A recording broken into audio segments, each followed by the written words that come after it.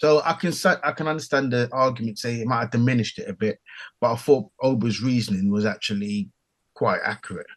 The Makes sense. Welcome to the Brothers of Destruction podcast, where we break down all the latest WWE action. From epic rivalries to shocking twists, we've got the full breakdown.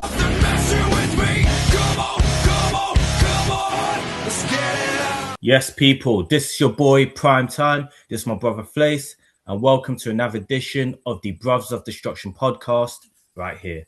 So we're going to take a little bit of a look at Raw from this past Monday, right after the Night of Champions, the fallout from there. We're going to look at what will be a final match to trilogy in a big way at SummerSlam. We're going to look at Austin Theory. Looks like he's having a bad week, like we do sometimes. We're also looking at Danhausen's feud that he's having next, always entertaining character. LA Knight gets a bit of help again on Raw from an unlikely source. And also we'll be looking at a match that has been made official for SummerSlam for the World Heavyweight Championship, not involving the King of the Ring winner, but an old foe. We'll get into it, guys. And remember to like and subscribe to us on YouTube. Remember to check us out on Spotify and Instagram. We appreciate your support. Blaze, how are we doing today? I'm good, bro.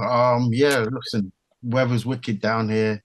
It's sunny, it's hot, not too hot. Because UK, I love the heat, but UK heat can become unbearable. But it's nice how it is. It's sort of mid-20s, so that's nice over here. So yeah, I'm in a good mood, to be fair. How are you? Sun's out, making you a good mood. It's that bright, I can barely see you, man. That's civilization. Yeah. I know you're not used to that these days, but this is civilization. How's things your end? Well, sun's out for now. Quite warm. I think we're getting a bit of rain next week, so that's England for you guys. So chop and change. One part of it's nice, one part pure drizzle. You know what I mean? But that's how it is over in the UK. The thing is, the UK rain, it's not like rain sort of like in the Caribbean where, or even like in Florida, say, whereas when they have their storms, when they have their thunderstorms or the rain that's pissing down, it clears the air. Over here, it just makes it muggy. Yeah, but that's when you get hot rain, which is the worst. But it's one of those, especially up in the north, it gets bad. But let's get into it, guys, because obviously we did our look. It was a wicked Raw. Let's get going. Oh yeah, very newsworthy Raw. So. Last episode, if you've seen it, we talked about Night of Champions, little review on that. Now we're going to review Raw, the fallout from it. As we mentioned, Oba Femi won the King of the Ring. And obviously, he started the show in a big way, but there's a twist in this. So we thought he'd be challenging for the title, most likely against Reigns. But now Brock Lesnar made a timely or untimely return on Raw. F5 and took out Oba Femi, and the challenge is set now. The final match in his trilogy is Brock Lesnar against Oba Femi in a Hell in a Cell match. And oh my word, what a way to start off Raw with this, man. Yeah, Hell in a Cell announced for SummerSlam. I don't think there's any shock, obviously, this match happening. I know, obviously, Oba won the King of the Ring. People weren't sure where we all stood. I thought Bubba Ray's idea of Oba wrestling both nights, Brock on the Saturday night and then wrestling Reigns on the Sunday night. I thought that was probably a perfect idea, but that's not the way it's played out. What I think is really good about this is the Hell in the Cell factor. If it was just another match, you would be looking forward to it because of who's in there, but I don't think it'll be worth sacrificing the Reigns match for. Whereas this, I can see why they've done this. Not only have you put him in a mega match with Brock Lesnar, Hell in the Cell, but it builds towards him eventually winning the title, probably at WrestleMania next year, I would imagine, if I was to take a wild guess. So yeah, I quite like this idea. I quite like the way they've gone with it. And also, at the same time, it's given us Seth against Roman Reigns, which obviously we'll discuss further on. So yeah, I quite like the way this played out. Yeah, and I guess no shock. Maybe a bit surprised because he won King of the Ring, but no shock we're getting this final match at SummerSlam, Minnesota, with Brock Lesnar, born and raised, I believe, or spent a lot of his years there. One of Brock Lesnar's probably one of his last matches he'll have, big match against Oba Femi. I think Hell in a Cell being added into it definitely adds to the match as well. It makes a massive deal. and no doubt it will main event one of the nights at Mania, whether that's night 1 or night 2. I know people will say, night 2 is main event, is the main event. So it'll be interesting to see which night it does main event. But I'm glad we're getting this final match, and I imagine Oba Femi goes over Brock as well. The only issue I think maybe some people are having is a bit of a gripe. So Oba Femi won King of the Ring. They said the winner will face the champion at SummerSlam. Oba Femi decided not to now. Io Sky will face Liv Morgan. That was already announced at Night of Champions. After they just faced each other, after you just seen that match there. So there's some people that have a bit of a gripe saying, is the King and Queen of the Ring finals were pointless or winners were a bit pointless? But it's if I don't know. There's an argument, I suppose, to say it might have diminished it a bit. The fact that Oba's picking the Brock match over the title match. But at the same time, his reasoning actually made sense. That title match will always be. The Brock feud, he has to end. He has to put an end to that. Whereas the title, whether it's on Roman Reigns or whatever, it will always be there for him. So, and he's got the accolade of being a King of the Ring now. Yeah, exactly. So and he's got the confidence in himself to say, yeah, I'm not going to take that now. I'm going to deal with Brock now, and I'll come for that title later on. So I can understand the argument, say it might have diminished it a bit, but I thought Oba's reasoning was actually quite accurate. Makes sense. Queen of the Ring, yeah, I don't like the fact, I'll be honest, I don't like the fact we saw that as the final, and now we're seeing it again as the title match. But what's happened with Rio, the injury, maybe obviously they've had to pivot in terms of the original plan. So I think that'll be a good match as well. We sort of briefly touched on it in the last episode. I don't think their match the other night was great, but I do think SummerSlam, I think they're going to give us a banger. I just got that feeling. I can see a banger, yeah, definitely. That'll be one of the big matches at SummerSlam as well, them two. So I think it makes it a bit less predictable, the King of the Ring, because I think now it's a good thing because it gives maybe the King Queen of the Ring more meaning. Obviously compared to years ago where it was a big thing, it was a big tournament, whereas over the years, over the last couple of decades, it kind of moved away from doing the tournament now. Yeah, and obviously with it used to have the gimmick of the winner being the king wearing a crown, wearing a robe, late in years. It does add value to it when the person gets a title shot at SummerSlam. But also in saying that, I think sometimes depending who's going through in the tournament, it's kind of obvious now then who will, I don't know if it makes it a bit obvious now who wins the tournament. If that person, is definitely getting a title shot at the, the second biggest like PLE of the year. Yeah, I hear that. I hear that. I hear that argument. Yeah, so I think Oba Femi deciding this and then Liv end up facing Io. I think specifically Oba Femi decided not to have the title shot. Maybe it's a good thing in the sense where someone wins it next year. Will they definitely make it more unpredictable? Yeah, maybe. It's just like sorry to cut you off.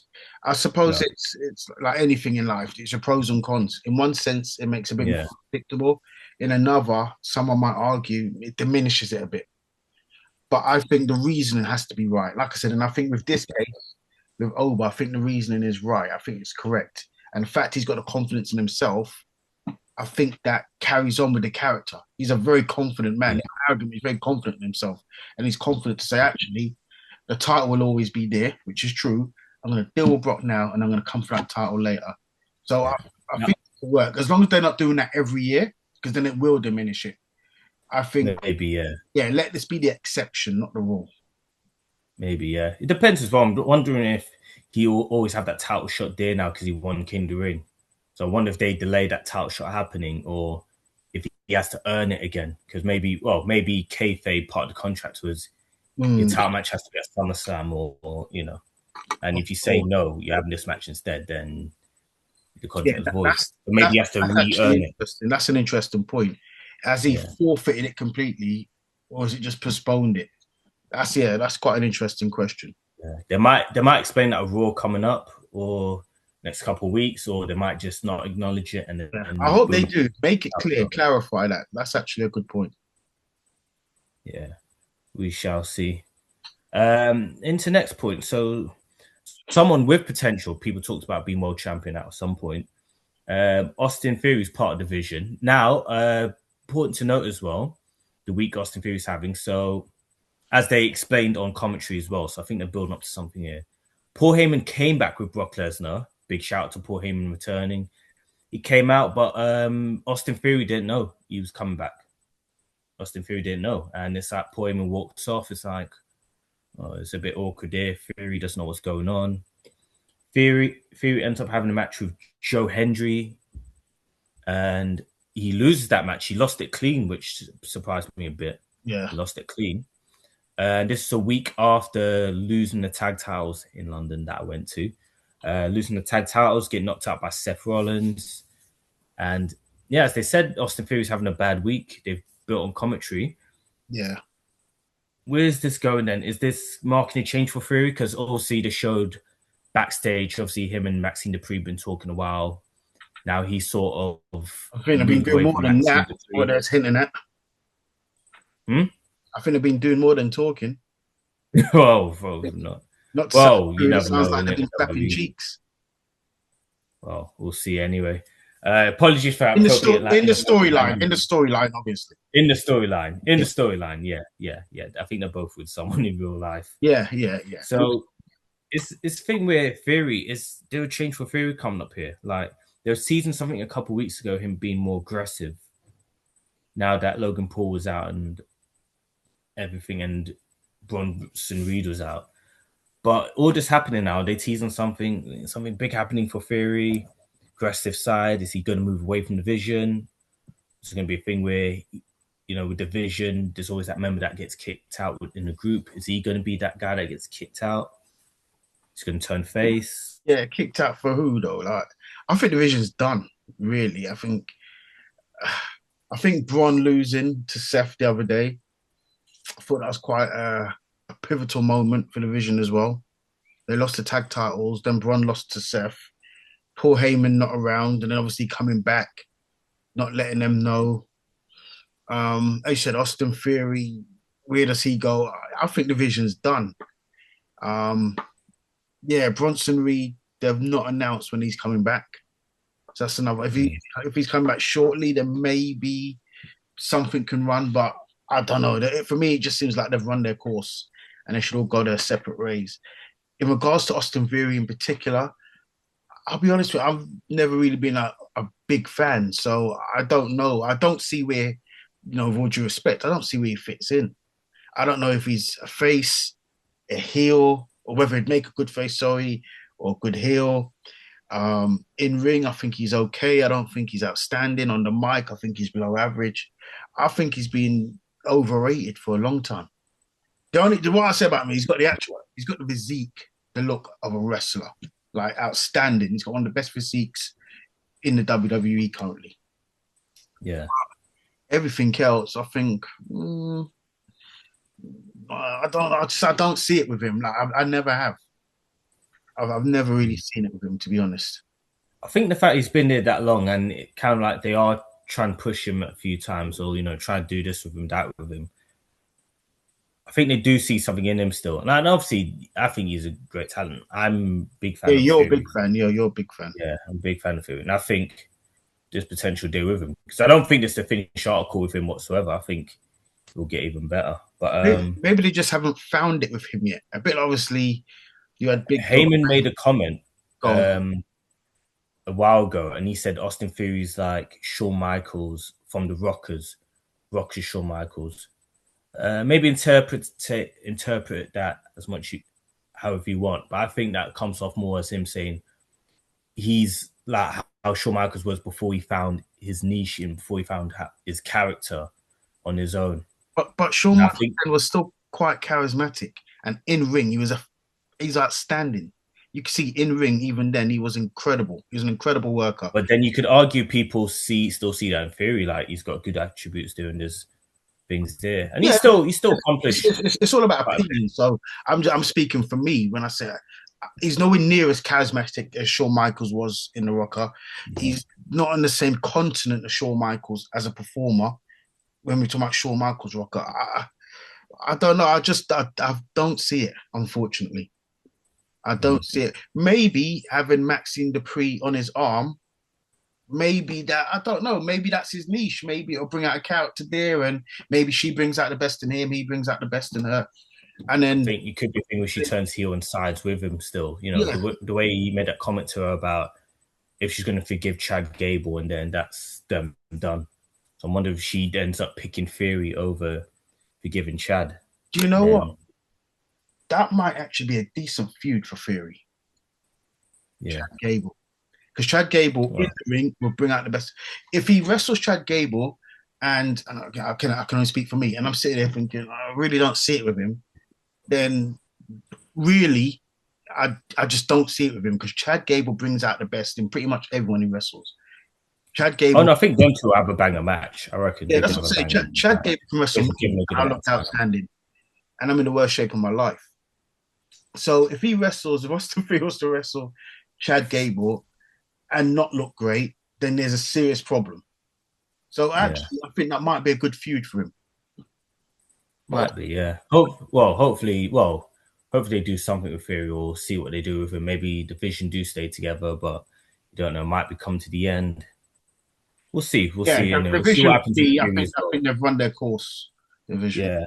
But maybe Theory gets kicked out, or maybe they just split apart quietly, or it could be a thing where they split apart quietly and could be just go back separate ways. It could be. But yeah, we'll see. I'll see. Bit like MFT. MFT, yeah, they just split up just like that. That was a bit of a surprise how that happened. They've been teasing it. Speaking of groups, they've been teasing splitting for a while, or a member leaving. Judgment Day are still going strong-ish, still treading along. It looks like they're going to feud with Danhausen. Bit of comedy in there. Maybe not associated fully with the Judgment Day, but that being said, Danhausen is over. So yeah, again, I think Danhausen is. I think he's been brilliant, to be honest. Yeah. Again, when I've watched him in the ring, he's all right. He's not outstanding. He's not bad. He's all right. But the connection with the crowd, yeah. When he comes on the screen, I watch. So I'm engaged. Even though what he's doing is it's comical, it's more for the kids, really. I'm quite engaged with it. He's entertaining. And he does have a connection with the crowd. I like Danhausen. Where he's going with this feud, I don't know. It's an easy enough feud. Danhausen majorly over as a face. He's going to need some backup. He's going to need some backup, though. Yeah, and I'm thinking the backup here was they've been teasing that clone for a while.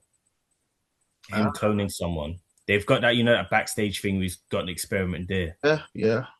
So whoever that person is could be his tag partner against maybe JD and Dom at SummerSlam, maybe. But whoever that partner is, don't know. There's rumors going around. If you guys have been looking online for a while, might be someone who's finished up with MLW, someone who's been in WWE before, had many different characters before anyway in WWE. I won't mention his name. I'll leave you to ponder, and I'll leave you guys to guess who it is or look it up. I'm trying to think myself, actually. I'll speak to you afterwards. But yeah, I don't know who. Oh, yeah. It's someone I know. Obviously. It's someone I know. Someone I know, obviously, yeah. Someone you all know, yeah, definitely. Speaking of groups, there's a lot of discussions about groups here. So MFT broken away from Solo here, and Solo's helped LA Knight again. Not necessarily to win, but he's helped him get the upper hand, maybe indirectly against the Usos. Took out Jimmy Uso after Jimmy Uso beat LA Knight in the match, who got distracted by Jey Uso. And Usos got taken out. It's a mad one. I'm seeing where this goes. I'm not sure where this goes, especially with LA Knight and Solo now. Solo's literally gone solo. It's in his name. LA Knight doesn't want to tag with him. He doesn't trust him. Bloodline. It's interesting where this goes. It's good for me that Solo has gone solo, but they need to get away from the Bloodline thing. Since he's made his debut, he's always been involved with the Bloodline. Even the MFTs, they changed their name, their ring attire, but let's be honest, they were still the Bloodline in everything but name. Yeah. Solo version of the Bloodline in everything but name. for me, I want to see him away from it. Let's see what he does away from it. Because I do think there's something there with Solo. Just let him be himself. He doesn't need to be this sort of this mean enforcer. I don't think that's him. I think actually he Yeah. will be quite a good baby face who will have a connection with the crowd. He's quite happy-go-lucky who can switch it up when he needs to. I think the crowd was cheering him the other day. I think they were reacting to him the other day. Yeah, look, I think yeah, I For him think a bit. Solo And is a I've got a mate who's mentioned the same thing about Solo as well, him going face. yeah. Could work. I think a face turn for Solo will work. I think He's it's one of got- those that's happy-go-lucky until you cross him. That's what he needs. That's how he comes across. He's got more charisma than I think people give him credit for. Yeah, I think agree. people are giving him more credit now that they've seen him play this sort of leader role with the new Bloodline / MFT. And they've seen the qualities he's got there. Yeah, I agree. In terms of the character rather than, silent enforcer. So maybe it could turn face at the end. Saying that LA Knight's face, Solo's face, and then you got the Usos face, but they can still feud with each other. Jimmy's face, Jay sort of bordering. Do you know what? Solo teaming up with LA Knight against the Usos would be quite interesting. It'd be I think that's intriguing. happened at SummerSlam. Although, yeah, I could see that. Although, Yeah. after, if that's a short term, fine. But after that, I want to see Solo away from anything Bloodline related. No, he might be tied with them at the hip. He might be forever just bonded with. I hope not, because I don't think he then evolves. He needs to evolve as a character, as a performer. That's true, yeah, because he just comes off a bit one-dimensional then. Yeah, he can't be forever tied to the Bloodline. Yeah, of course. And going into the main event now, I say main event segment, Roman Reigns comes out without a challenger now because King of the Ring winner Oba Femi is facing Brock Lesnar, so Reigns is coming out. Whatever he's going to say, we don't know because Seth Rollins interrupted him, came out, then it's the big moment. Seth Rollins, fresh off a victory against Braun Breaker at Night of Champions in a steel cage. Brutal steel cage match, by the way. And Seth proper told the story to Reigns. Proper sold it to the fans as well. Made a big thing of it, which it is. The history there went into it, and it could be the final match, the last match we see between these two. As you know, as Seth said, they're near the end of their careers, close to the end rather than the start. Seth challenges Reigns at SummerSlam for the World Heavyweight Championship, and Reigns accepted. Reigns is going to face the guy who's mentally always had him beat. Yeah. Seth's always been one of them. That's the story there. And they sold the story literally in one segment. The hype for SummerSlam now. You're like, this is the match. Listen, those two, for me, when we talk about Roman Reigns' greatest rival, I've always said it's Seth. I know he's had some banger matches, or a couple banger matches with Brock, and they've had a long feud. Cody. There's the Cody thing. You go back, Big Dog Roman Reigns with Bray Wyatt there. Not Bray Wyatt. His name's gone completely out of my head. Braun Strowman. Oh, their rivalry is fun. Yeah, that was probably an underrated rivalry of Roman Reigns. Yeah. That's his most underrated. But for me, it's always Seth because they could go months not interacting, and then as soon as they're on screen together, the hype is there. Is there. It's also like the mates you don't see for ages, and then once you do see them straight away, it's like that's it. Yeah, just connect. It's and with these two, it's because, and Seth said it. He kept calling him brother. They are like brothers. Oh yeah, came out together. Yeah, they're brothers. That's just got a long, deep. I don't know if it's a hatred. I don't actually think they hate each other. No, I think it's a respect thing, but they respect the hell out of each other. They do. Brothers fight, like your kids. They're just brothers at war. So I don't think they hate each other. I just think they've been brothers at war for basically 12 years now. Basically, they've been brothers at war. That's been on and off for 12 years now. And there's just always, when those two on screen together, there's just always a tension and an intrigue. And listen, I can't wait. And I'm quite glad Seth did it the way he did, because he didn't need to come out and start throwing hands and Reigns start throwing hands and set Jacob. And it didn't need that. The respect is there. We all know the history of it. We know the feud. We know the story. Just put on a banger, which I think they will. I think this will be up there with Reigns Punk, which is one of the matches, if not the match of the year so far, arguably. Oh, definitely, yeah, because Seth can still perform. Both of them can still perform at high level. Reigns is an underrated performer, and Seth is the best performer of his generation. I'm so looking for. It's a shame in some ways it's not a WrestleMania match, because I do think this should have headlined Mania at some point, a bit like Triple H to Rock back in the day. I think it was meant to this Mania gone, and then Seth picked up the injury, so they had to pivot. So they had, which is again, it's a shame. But yeah, for me, I can't wait for this. This is two of my all-time favorites. I don't want to see any of the Bloodline involved either. Again, just do what they did with Reigns Punk, one-on-one, no interference. Give us a classic, and let's see. I think it will be one-on-one. Yeah, I'll be honest with you. I would actually like to see Seth win. I think it's always quite intriguing when there's just this one person someone can't beat. Because for me, I always say that in any sort of combat sport, I think there's always someone, even if you're the top dog, the man, I think there's always someone who's just got your number. Yeah. I always think there's just someone out there who's got your number. And I just think that kryptonite they got. Stylistically, it's just sort of wrong for you. And I think so far in their careers, that's been Seth. Seth has been Reigns' kryptonite. I think that should carry on. If you look at it that way, because I know Seth beat him the other day, but it's like Seth's one was Cody, whereas Cody beat him like 3 times in a row, and Cody had a torn pectoral and still beat him. Yeah, so Cody was the kryptonite for Seth. Let's say that. Like, he was the kryptonite. So I would like to see Seth win. I do think they've got enough time in their careers, unless Seth, because actually he was quite emotional. So I hope he wasn't almost hinting at this is his last run. I really hope not. I do think they've got another 2-3 years in them easily, in my opinion, still. So I'd say, especially with the schedule now. The schedule's not as it's a lot lighter, where they're working 200 days a year. So I do think there's time for another one after this. I would have Seth win this, and later on down the line, whether it's next Mania or next SummerSlam or whatever, I would have a bit like The Rock beating Stone Cold in Stone Cold's retirement match. Because again, Stone Cold had The Rock's number. There's only that last match where The Rock beat him. And I would like to see Seth win this one, but Reigns beating him at some point in the future, maybe in their like definite last match. No, I get that.